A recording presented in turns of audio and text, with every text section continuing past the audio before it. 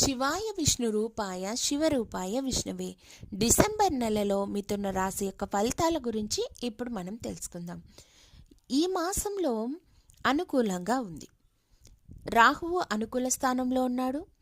గురువు 12వ ఇంట్లో, శని 9వ ఇంటికి అధిపతిగా 9వ ఇంట్లో ఉంటున్నాడు. అలాగే కేతువు 4వ ఇంట్లో ఉండటం ద్వారా కొద్దిపాటి అశుభకరంగా మారింది.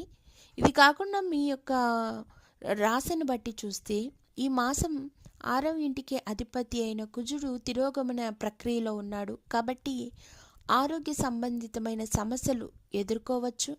కాబట్టి మీరు ఆరోగ్యం పట్ల ఎంతైనా శ్రద్ధ అవసరం.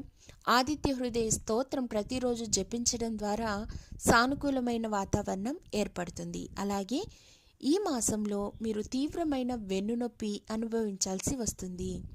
కాబట్టి మాట్లాడేటప్పుడు, జీవిత భాగస్వామితో మాట్లాడేటప్పుడు ఉద్రిక్తత కాకుండా సమస్యల్ని ఎదుర్కొని వాటిని సామరస్యంతో పోరాడి గెలుచుకోవాలి. అలాగే ఆరోగ్యం పట్ల కూడా శ్రద్ధ ఎంతైనా అవసరం.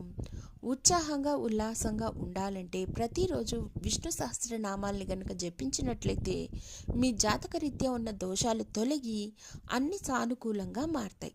కెరీర్ సంబంధించిన గ్రహం శని కాబట్టి డిసెంబర్ నెలలో అనుకూలంగా ఉంది. కెరీర్ పురోగతి, ప్రమోషన్లు, వృత్తి వ్యాపారాల్లో బలోపేతమవుతాయి.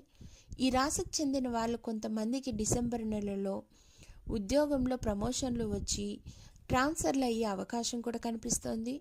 శుక్రుడు చంద్రుడికి సంబంధించిన 5వ మరియు 12వ గ్రహాలకు అధిపతి మరియు డిసెంబర్ 2 నుంచి డిసెంబర్ 28 వరకు 8వ ఇంట్లో ఉన్నందువల్ల శుక్రుడు 29 డిసెంబర్ నుంచి జనవరి 27 వరకు 9వ ఇంట్లో ఉన్నందువల్ల వీటన్నిటి కారణంగా మరింత ఫలవంతంగా ఉంటుంది. కెరీర్ పట్ల ఆర్థిక ప్రయోజనాలు పొందుతారు.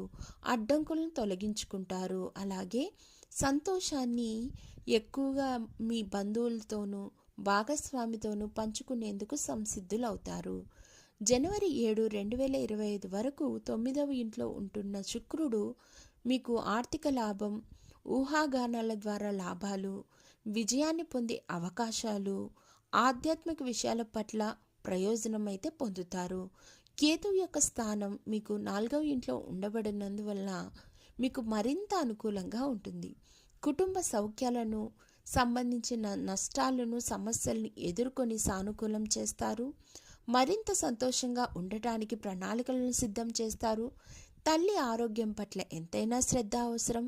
ఖర్చు తగ్గించుకుంటే చాలా మంచిది. అందుకే ఈ మాసం అంతా ప్రతిరోజు ఒక్కసారైనా కనీసం ఉదయం కానీ, ప్రాతకాలంలో లేదా ప్రదోషకాలంలో విష్ణు సహస్రనామాలను గనక జపించినట్లయితే, విన్నట్లయితే మీకు సానుకూలమైన వాతావరణం ఏర్పడి ప్రతి పనిలోనూ విజయవంతం అవుతారు.